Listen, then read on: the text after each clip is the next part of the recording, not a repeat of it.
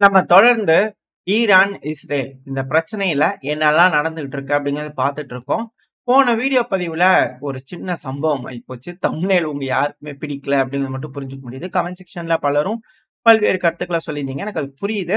அதாவது ஈரான் வந்து பார்த்தீங்கன்னா, அணு ஆயுதத்த தடவி குடுக்குற மாதிரி ஒரு வீடியோ பதிவ ரிலீஸ் பண்ணியிருந்தாங்க.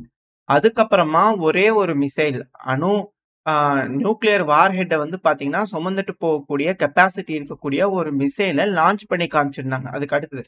இது ஒரு கிளியரான ஒரு மெசேஜ். இப்போ நான் தம்ப்நெயில்ல வந்து அணு ஆயுதம் வார்னிங் குடுத்த ஈரான் அப்படின்னு வச்சிருந்தா, அத தடவி குடுத்த வீடியோ அப்படிங்கிறது போல நீங்க எடுத்துக்குவீங்க. அப்புறம் அது கிளிக் ரேட் இருக்காது. யாரும் பார்க்கவும் போறதில்ல.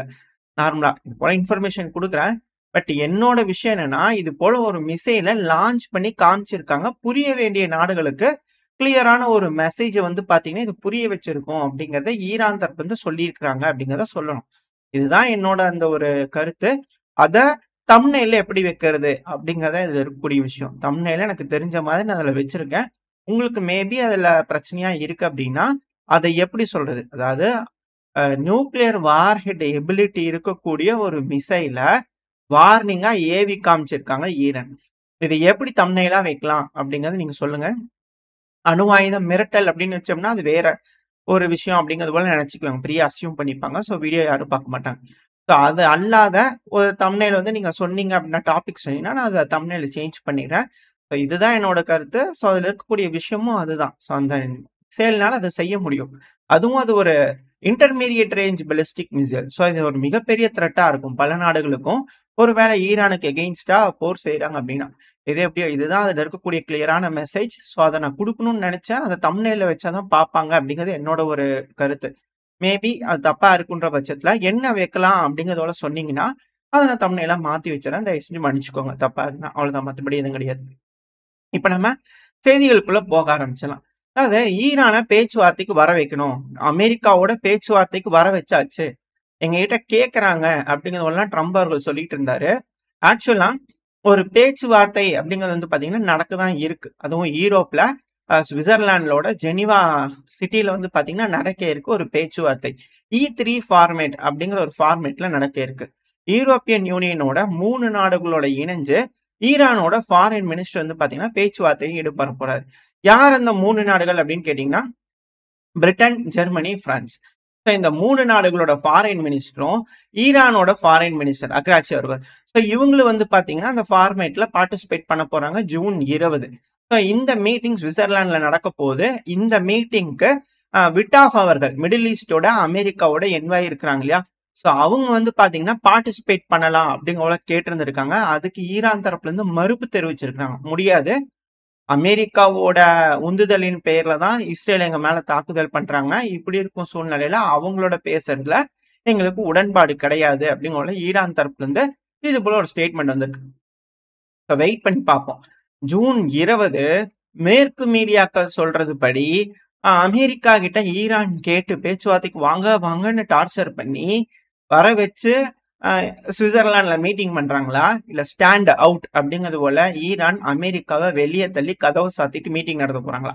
இப்ப என்ன நடக்க போகுதுன்றத ஜூன் 20 நடந்துருச்சு அப்படின்னா, அந்த மீட்டிங்கோட ரிசல்ட்ஸ் வந்துச்சுன்னா என்ன ஏதுங்கிறத பார்க்க ஆரம்பிச்சிடலாம். இப்ப அடுத்தது ஈரான் ஒரு தரமான சம்பவம் பண்ணியிருக்கிறாங்க. என்ன அப்படின்னா, இதுக்கு முன்னாடியெல்லாம் வந்து பார்த்தீங்கன்னா, காசாக்குள்ள ஹாஸ்பிட்டல்ஸ்லலாம் அட்டாக் பண்ணிட்டாங்கன்னா, ஒரு வீடியோ பதிவு. ஹாஸ்பிட்டலுக்கு கீழ வந்து பார்த்தீங்கன்னா, அண்டர் கிரவுண்ட்ல அதிக அளவுல டனல்ஸ் இருக்கு அப்படிங்கிறது போலலாம் வரைஞ்சு 3டி மேப்பிங்லாம் வந்து இஸ்ரேல் தரப்பு வந்து போட்டு காட்டுவாங்க. இந்த காரணத்தினால தான் நாங்க ஹாஸ்பிட்டல்ஸ் அடிச்சோம் அப்படிங்கிறது போல இஸ்ரேல் தரப்புன்னு சொல்லுவாங்க. இப்ப அதே போல வந்து பார்த்தீங்கன்னா, ஈரானோட மீடியாக்கள் ஒரு வீடியோ பதிவு ரிலீஸ் பண்ணிக்கிறாங்க. ஒரு ஹாஸ்பிட்டலு அதோட பேஸ்மெண்ட்ல வந்து பார்த்தீங்கன்னா, அதிகமான மிலிட்டரி பேஸ் இருக்கு அப்படிங்கிற ஒரு ஒரு 3டி இத வந்து பார்த்தீங்கன்னா, வீடியோ வந்து ரிலீஸ் பண்ணிக்கிறாங்க. அது அப்படியே அவங்களோட இஸ்ரேலோட மெடிசன் எடுத்து அவங்களுக்கே ஈரான் ஊட்டி விடுறாங்களா? அப்படின்ற கேள்விகள் வருது. அதாவது இந்த சொக்கோர் ஹாஸ்பிட்டல் வந்து பார்த்தீங்கன்னா, அடிச்சிருந்தாங்க இல்லையா? Missile strike நடந்திருந்தது. ஸோ அதுக்கு வந்து பார்த்தீங்கன்னா, இது போல அதுக்கு அடியில பேஸ் இருந்தது அப்படிங்கிறது போல ஈரானோட மீடியாக்கள்லாம் சர்காஸ்டிக்கா வந்து பார்த்தீங்கன்னா, வீடியோ பதிவுகள வந்து ரிலீஸ் பண்ணிட்டு இருக்கிறாங்க. அடுத்தது ஈரான் 2வது முறையா பாலிஸ்டிக் மிசைல்கள இஸ்ரேல் மேல லான்ச் பண்ணியிருந்திருக்காங்க. இஸ்ரேலோட பிரைம் மினிஸ்டரான பெஞ்சமின் நெத்தன்யாகு அவர்கள் நாங்க 60% லான்ச்சர்ஸ துவம்சம் பண்ணிட்டோம் அப்படிங்கிற சொல்றாங்க. பட் ஆனா தொடர்ந்து ஈரான் தரப்புல இருந்து பெலிஸ்டிக் மிசைல்களை லான்ச் பண்ணிட்டே தான் இருக்கிறாங்க. இந்த மிசைல்ல வந்து பாத்தீங்கன்னா குறைஞ்சது 10ல இருந்து 15 மிசைல்கள் கிட்டயாவது வந்திருக்கலாம் அப்படிங்கிறத வந்து பண்ண செய்திகள் வந்துகிட்டு இருக்கு. அது மட்டும் இல்லாம இஸ்ரேல் ஆ ஈரான் மேல நாங்க ஸ்ட்ரைக்ஸ பண்ணியிருக்கிறோம். அதுவும் ஈரானோட நியூக்ளியர் ஃபெசிலிட்டீஸ் மேல நாங்க ஸ்ட்ரைக்ஸ் பண்ணியிருக்கிறோம். இதுல புஷர், இஸ்ஃபஹான், நதான்ஸ் இந்த பகுதியெல்லாம் வந்து பார்த்தீங்கன்னா, நாங்க ஸ்ட்ரைக் பண்ணியிருக்கிறோம் அப்படிங்கறத சொன்னாங்க. ஆனா, அதுல இந்த புஷர் இருக்கு இல்லையா? ஸோ அந்த பகுதியில மட்டும் நாங்க தாக்குதல் பண்ணல அப்படிங்கிற அந்த ஸ்டேட்மெண்ட்டை வித்ட்ரா பண்ணியிருக்காங்க. இது எல்லாத்தையுமே கவனிக்க வச்சிருக்கு. அதுக்கான காரணம் என்னன்னா, இந்த புஷர் பகுதி, இந்த நியூக்ளியர் பிளான்ட்ங்கிறது சிவிலியன் நியூக்ளியர் பிளான்ட். இத கன்ஸ்ட்ரக்ட் பண்ணி குடுத்தது யாரு அப்படின்னா ரஷ்யா. ரஷ்யாவோட உதவியோட தான் அது கன்ஸ்ட்ரக்ட் ஆயிருக்கு. ரஷ்யா தான் இப்ப அத அசிஸ்ட் பண்ணிட்டு இருக்காங்க.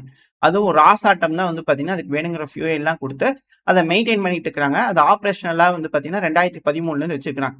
அதுவும் ஐஏஇஏ வந்து பாத்தீங்கன்னா, அத டைரக்ட்டா வந்து பார்வையிட்டு அத அவங்களோட கட்டுப்பாட்டுக்குள்ள தான் வந்து பாத்தீங்கன்னா, அதுவும் இருக்கு. ஸோ அதனால இல்லீகலா அந்த பகுதியிலிருந்து யுரேனியம் என்ரிச் பண்றது, அது போல எந்த ஒரு குற்றச்சாட்டுமே இல்ல. அது மட்டும் இல்லாம, இது போல வார்னிங் குடுக்கும்போது, ராசாட்டமோட அலெக்ஸி அவர்கள் வந்து பாத்தீங்கன்னா, வார்னிங் குடுத்திருந்தார். இங்க பாருங்க, அது மேல அட்டாக் பண்ணாதீங்க. அப்படி பண்ணீங்கன்னா, செர்னோபிலோட மோசமான விளைவுகள் நடக்கும் அப்படிங்கிற ஒரு வார்னிங்கும் குடுத்திருந்தாங்க. பட் இருந்தாலும் இஸ்ரேல் தரப்புல இருந்து இது போல அடிச்சதா சொன்னாங்க. பட் ஆனா அதுக்கப்புறம் அதுலருந்து வித்ட்ரா பண்ணிட்டாங்க. அது மட்டும் இல்லாம இப்ப ரஷ்ய தரப்புல இருந்து வார்னிங் போக ஆரம்பிச்சிருக்கு.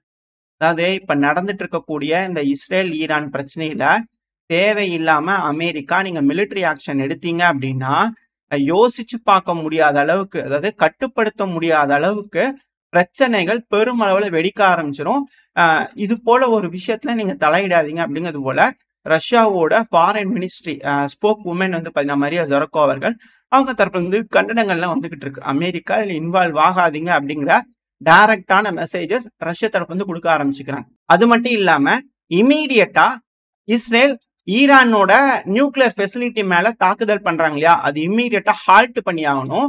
ஏன்னா, அது இந்த காஸ்பியன் சீயா இருக்கட்டும், அந்த பகுதியில இருக்கக்கூடிய நாடுகள், அசர்பைஜானா இருக்கட்டும், இன்சைட் கசகஸ்தானா இருக்கட்டும், சென்ட்ரல் ஏசியன் நாடுகள். ஸோ இவங்களாம் பெருமளவுல பாதிப்படைவாங்க அப்படிங்கிற ஒரு விஷயத்த ரஷ்ய தரப்புல இருந்து இப்ப கண்டனங்களா கொடுக்க ஆரம்பிச்சிருக்காங்க.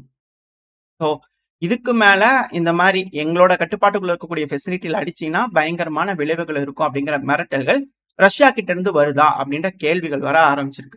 எது எப்படியோ தொடர்ந்து வந்து பாத்தீங்கன்னா இஸ்ரேல் ஈரானோட ஃபெசிலிட்டிஸ் மேல நியூக்ளியர் ஃபெசிலிட்டிஸ் மேல அடிச்சிருக்காங்க. அடுத்து arrack heavy water reactor facility மேல வந்து பண்ணா தாக்குதல் பண்ணிக்கிறாங்க. அதுவும் அதிக அளவுல டேமேஜ் ஆயிருக்கு அப்படிங்கிறத சேட்டலைட் இமேஜ் வச்சு பாத்தீங்கன்னா பல அனலிஸ்ட் வந்து கன்ஃபார்ம் பண்ணிட்டு இருக்காங்க. அதுக்கான இமேஜ் லோட் ஆயிருக்கு. அதாவது இஸ்ரேல் ஈரான் மேல மட்டும் கிடையாது, தொடர்ந்து காசாலையும் வந்து பாத்தீங்கன்னா ஏர் ஸ்ட்ரைக் பண்ணிக்கிட்டே இருக்காங்க. அதுக்கான இமேஜஸ் வீடியோ பதிவுகள் தினந்தோறும் வந்துகிட்டு தான் இருக்கு. அங்கேயும் கேஷுவாலிட்டிஸ் அப்படிங்கிறது தொடர்ந்து வந்துகிட்டே தான் இருக்கு. சமீபத்துல தான் எய்டு கொடுக்கும்போது அங்க டேங்கை வச்சு ஒரு ஷார்ட் பண்ணி அங்க இருக்கக்கூடிய சிவிலியன்ஸ்லாம் அதிக அளவுல இறந்துட்டாங்க, காயமடைஞ்சிட்டாங்க அப்படிங்கிற ரிப்போர்ட்ஸ்லாம் வந்துட்டு இருந்தது. ஸோ தொடர்ந்து இஸ்ரேல் காசால இருக்கக்கூடிய மக்கள் மேல தாக்குதல் பண்ணிருக்காங்க அப்படிங்கிற மாற்று கருத்துல. அட் த சேம் டைம் இஸ்ரேலோட ட்ரோன்கள் ஈரானுக்குள்ள பல பகுதிகளையும் பறந்துகிட்டு இருக்கு. ஸோ அதோட ட்ரோன்கள்லாம் ஒன்னொன்னா வேட்டையாடிக்கிட்டு இருக்காங்க. ஈரானோட ஏர் டிஃபென்ஸ் சிஸ்டம் நல்லாவே பர்ஃபார்ம் ஆகுது அப்படிங்கிறத ஈரானோட வீடியோக்கள், ஏர் டிஃபென்ஸ் சிஸ்டமோட வீடியோக்கள் வந்து பாத்தீங்கன்னா ப்ரூஃப் பண்ணிக்கிட்டு இருக்கு. இந்த ட்ரோன் வந்து பாத்தீங்கன்னா இஸ்ரேலோட E10 UAV ட்ரோன். ஸோ இதை லொரிஸ்டன் ப்ராவின்ஸ், ஈரானோட மேற்கு பகுதியில் இருக்கக்கூடிய ப்ராவின்ஸ் வந்து பண்ண டவுன் பண்ணிருக்கோம் அப்படின்னு ஈரான் தரப்புன்னு சொல்லிக்கிறாங்க. அது மட்டும் இல்லாம இப்ப நடந்துட்டு இருக்கக்கூடிய பிரச்சனை, இதுக்கு முன்னாடி உக்ரைன்ல நடந்துட்டு இருக்கக்கூடிய பிரச்சனை, இந்த ரெண்டையும் ட்ரம்ப் அவர்கள் விவாதம் பண்ணியிருப்பார் இல்லையா அந்தந்த லீடர்ஸ் கிட்ட. ஸோ அதைய ட்ரம்ப் அவர்கள்கிட்ட பேசியிருந்தாங்கன்னா எப்படி இருக்கும் அப்படிங்கிற ஒரு மீம்லாம் வந்துட்டு இருக்கு. அதாவது நீங்க டைரக்டா வேர்ல்டு வார் 3க்கு கூட்டிட்டு போயிட்டு இருக்கிறீங்க அப்படின்னு ட்ரம்ப் அவர்கள் ஜெலன்ஸ்கி அவர்கிட்ட பேசினார் தெரியுமா? அத ட்ரம்ப் அவர்கள்ட்டயே வந்து பாத்தீங்கன்னா ட்ரம்ப் அவர்கள் சொல்றாரு. அதுக்கு ட்ரம்ப் அவர்கள் ஜெலன்ஸ்கி அவர்கள் மாதிரி அடம்பிடிக்கிறார் இந்த ஈரான் இஸ்ரேல் பிரச்சனையில. ஸோ இதை வந்து பாத்தீங்கன்னா பயங்கரமான மீமா வந்து பாத்தீங்கன்னா வைரல் பண்ணிக்கிட்டு இருக்காங்க. இது எப்படியோ இந்த மீம் ட்ரம்ப் அவர்கள் வரி செல்லும் வரை ஷேர் பண்ணுங்கள் வந்து பாத்தீங்கன்னா பார்க்க முடிஞ்சது கமெண்ட். எது எப்படியோ இப்போ அமெரிக்கா வந்து பாத்தீங்கன்னா தொடர்ந்து இந்த ஈராக்ல இருக்கக்கூடிய அவங்கள ராணுவமா இருக்கட்டும், மிக முக்கியமான நபர்கள்லாம் தொடர்ந்து இவாக்குவேட் பண்ணும் பணியில் இறங்கியிருக்காங்க. அதுக்கு இந்த ஃபிளைட் ரேடார்ல இருக்கக்கூடிய அந்த விமானங்கள் பறக்குது இல்லையா? ஸோ அதை வச்சு பார்க்கும்போது டீட்டெயில்ஸ்லாம் தெரிய வருது. அதிகமான நபர்களை வந்து பாத்தீங்கன்னா இவாக்குவேட் பண்ணிக்கிட்டே இருக்கிறாங்க. ராணுவத்தை ஸ்ட்ரென்தன் பண்ணிக்கிட்டே இருக்கிறாங்க மிடில் ஈஸ்ட்ல. ஸோ ஒரு மிக பெருமளவுல மிலிட்டரி ஆக்ஷன் வந்து பாத்தீங்கன்னா கண்டிப்பா ஈரான் மேல இருக்கும்போது இழப்புகள் ஏற்பட்டக்கூடாதுன்றதுக்காக பிரிகாஷனரியா இது போல செய்யறாங்களா அப்படின்ற கேள்விகள் வருது. ஏன்னா இப்ப மிடில் ஈஸ்ட்ல வந்து பாத்தீங்கன்னா தொடர்ந்து யூரோப்ல இருந்து வந்து பார்த்தீங்கன்னா அமெரிக்கால இருந்து யூரோப் வருது, யூரோப்ல இருந்து மிடில் ஈஸ்ட்டுக்கு வருதுன்னு தொடர்ந்து விமானங்கள் வந்த வண்ணமா இருக்கு. அதுவும் ரேப்பிடா அவங்களோட ஸ்ட்ரென்த்தை வந்து பார்த்தீங்கன்னா இன்க்ரீஸ் பண்ணிக்கிட்டே இருக்கிறாங்க அமெரிக்கா. குறைஞ்சது 8 C-17 குளோப் மாஸ்டர் 3 ஆதும் மிடில் ஈஸ்ட்டை நோக்கி வந்திருக்கலாம். அநேகமா இஸ்ரேலுக்கு இந்த ஆரோ 3 சிஸ்டம்லாம் தட்டுப்பாடா இருக்குதுனாங்க இல்லையா, மேபி அந்த சிஸ்டம் அப்புறம் தாட் மிசைல்ல வந்து பார்த்தீங்கன்னா டெலிவரி பண்றதுக்காக வந்திருக்கலாம் அப்படிங்கிற அனலிஸ்ட் வந்து கருத்துக்கள் இருக்கு. இருக்கக்கூடிய அந்த ஃபிளைட் ரேடார் டேட்டாஸ்லாம் வச்சு பார்க்கும்போது அதிக அளவுல ஆயுத உதவிகள் இஸ்ரேலுக்கு வந்த வண்ணம் இருக்கு அப்படிங்கிற சொல்றாங்க. இப்படி இருக்கும் சமயத்துல ஈரான் வந்து பாத்தீங்கன்னா இஸ்ரேலோட சேனல் 14க்கு இவாக்குவேட் பண்ண சொல்லி நோட்டீஸ் கொடுத்துருக்காங்க. இருதரப்புலையும் இது போல பகுதிகள் வந்து இவாக்குவேட் பண்ணுங்க அப்படின்னு நோட்டீஸ் கொடுக்கறது அதிகரிச்சிருக்கு அப்படிங்கிற மட்டும் புரிஞ்சுக்க முடியுது. சொல்லிட்டு அடிக்கிறாங்க. இதனால உயிர் சேதங்கள் பெருமளவுல கம்மியாகும் இல்லையா. சோ இது போல தொடர்ந்து ஈரான் தரப்புல இருந்து தாக்குதல் பண்ணிட்டே இருக்கிறாங்க. ஏர் டிஃபென்ஸ் சிஸ்டம் இஸ்ரேல் இருக்கிறது அவங்களே போய் அடிக்குது. ஸோ இதனால சும்மா சும்மா வெளியும் கீழையும் என் மேலையும் கீழையும் ஷெல்டருக்கும் போயிட்டு வந்துட்டு அதனால அண்டர் கிரவுண்ட் பார்க்கிங்லாம் இருக்கும் இல்லையா, ஸோ அங்கதான் ஷெல்டருக்கு அடிக்கடி போயிட்டு இருக்கிறாங்க மக்கள். ஸோ அதனால அங்கேயே டென்ட் அடிச்சு அங்கேயே பர்மனண்டா இருந்துக்கலாம் கொஞ்சம் நாளைக்கு அப்படிங்கிறது போல இஸ்ரேலோட மக்கள்லாம் அந்த பார்க்கிங் லாட்லயே வந்து பார்த்தீங்கன்னா கேம்ப் அடிச்சு தங்க ஆரம்பிச்சிட்டாங்க. அதுக்கான வீடியோ பதிவுகள்லாம் பெருமளவுல வைரல் ஆயிட்டு இருக்கு.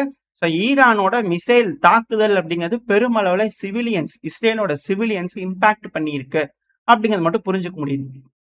அது மட்டும் இல்லாம இஸ்ரேல்ல ஒரு ரிசர்ச் இன்ஸ்டிடியூட் வந்து பாத்தீங்கன்னா இருந்தது, வைஸ்மான் இன்ஸ்டிடியூட். இது வந்து பாத்தீங்கன்னா பயங்கரமான மிசைல் ஸ்ட்ரைக்கு உட்பட்டிருந்தது. ஈரான் தரப்புல இருந்து தாக்குதல் பண்ணியிருந்தாங்க. இந்த இன்ஸ்டிடியூட் யூரோப்பியன் யூனியன் ரிசர்ச் இருக்கு இல்லையா, ஸோ அவங்களும் ஃபண்டிங் பண்ணியிருந்தாங்க யூரோப்பியன் யூனியன்ல இருந்து. குறைஞ்சது 15 நாடுகளாச்சும் வந்து பாத்தீங்கன்னா இதுல இன்வால்வ் ஆயிருப்பாங்க. யூரோப்ல இருக்கக்கூடிய 15 மிக முக்கியமான சயின்டிஸ்ட்லாம் இன்வால்வ் ஆயிருக்கலாம் அப்படிங்கிற சொல்லக்கூடிய ஒரு ரிசர்ச் இன்ஸ்டிடியூட் தான் இது. அதிகமான ப்ராஜெக்ட்ஸ்லாம் செஞ்சுட்டு இருக்கக்கூடிய ஒரு ரிசர்ச் இன்ஸ்டிடியூட் தான். இது மேல தாக்குதல் பண்ணிக்கிறாங்க ஈரான். அதோட நிலைமை எந்த அளவுக்கு இருக்கு அப்படிங்கிறது வந்து பாத்தீங்கன்னா இமேஜஸ் வந்தது. நான் இந்த காசான்னு நினைச்சேன், கடைசியில பார்த்தா அது இஸ்ரேலா அப்படிங்கிறது போல கேள்விகள் வர ஆரம்பிச்சு. ஸோ இது போல சூழ்நிலைனால தான் மக்கள்லாம் அண்டர் கிரவுண்டுக்கு ஷிஃப்ட் ஆயிட்டாங்களா அப்படின்ற கேள்விகள் வருது. எது எப்படியும் ஆனா ஏன் இது போல ஈரான் இங்க ரிசர்ச் இன்ஸ்டிடியூட் மேல தாக்குதல் பண்ணாங்க அப்படிங்கிற ஒரு கேள்வி வருது இல்லையா. சில நாட்களுக்கு முன்னாடி நம்ம சேனல்ல ஒரு செய்தி பார்த்திருப்போம். ஈரானோட ஃபாரின் மினிஸ்டர் இருக்கிறார் இல்லையா அக்ராச்சி அவர்கள், அவரு ஒரு லைப்ரரி, அதாவது ஈரானோட பொலிட்டிக்கல் அப்புறம் இன்டர்நேஷனல் ஸ்டடீஸோட ஒரு லைப்ரரி மேல வந்து பண்ண தாக்குதல் பண்ணிட்டாங்க. அது ஒரு இன்ஸ்டிடியூட், அதோட லைப்ரரி மேல தாக்குதல் நடந்தது. இது தெஹ்ரான்ல இருக்கக்கூடிய ஒரு இன்ஸ்டிடியூட். இது மேல தாக்குதல் பண்ணதுக்கு பதிலடி ஈரான் தரப்பு வந்து இந்த ரிசர்ச் இன்ஸ்டிடியூட் மேல அடிச்சிருக்காங்களா அப்படின்ற கேள்விகள் இருக்கு. ஸோ பழிக்கு பழி ஈரான் தொடர்ந்து வாங்கிட்டே இருக்கிறாங்க. எது வேணாலும் செஞ்சிடலாம், அதுக்கான சரி சமமான ஒரு விஷயம் இழப்புகள் நீங்களும் சந்திக்கணும் அப்படிங்கிறது போல ஈரான் தரப்பு வந்து தொடர்ந்து தாக்குதல் பண்ணிக்கிட்டே இருக்கிறாங்க இஸ்ரேலுக்குள்ள. எது எப்படியோ இஸ்ரேல் ஈரானோட லான்ச் பேட்ஸ் எல்லாம் டவுன் பண்ணிட்டு தான் சொல்றாங்க. ஆனா ஈரான் ஏவக்கூடிய அந்த மிசைல்ஸை இன்டர்செப்ட் பண்றதுக்கு மிசைல்ஸே இல்லை இஸ்ரேல் கிட்ட அப்படிங்கிறது போலயும் நியூஸஸ் எல்லாம் பார்க்க முடியுது. ஸோ யாரு முதல்ல தோக்க போறா இந்த மிசைல் ரேஸ்ல, மிசைல் வார்ல யாரு முதல்ல தோக்க போறா? ஒரு வேலை இது முடிஞ்சிருச்சு அப்படின்னா கிரவுண்ட் ட்ரூப்ஸோட ஆட்டம் ஆரம்பிச்சிருமா அப்படிங்கிறத இங்க இருக்கக்கூடிய கேள்வி, பயம், பதட்டம்லாம். இது போல எதுவும் இல்லாம இப்ப நடக்கக்கூடிய அந்த E3 சமிட் ஃபார்மேட்ல பேச்சுவார்த்தை சுமூகமா முடியும் அப்படிங்கிற நம்பிக்கை இந்த பதிவை நான் முடிச்சுக்கலாம். இந்த பதிவு எப்படி இருந்துச்சு, உங்களுக்கு பிடிச்சிருக்கா? பிடிச்சுனா லைக் பண்ணிட்டு உங்க ஃப்ரெண்ட்ஸ் நம்மளோட ஷேர் பண்ணிக்கோங்க. அது கூட மறக்காம இந்த பதிவு பத்தி உங்களோட கருத்துக்களை கமெண்ட் செக்ஷன்ல சொல்லுங்க. இந்த பதிவு நல்லா இருக்கும்னு நம்பிக்கை. அடுத்த பேர் உங்களை சந்திக்க. Stay safe. பை.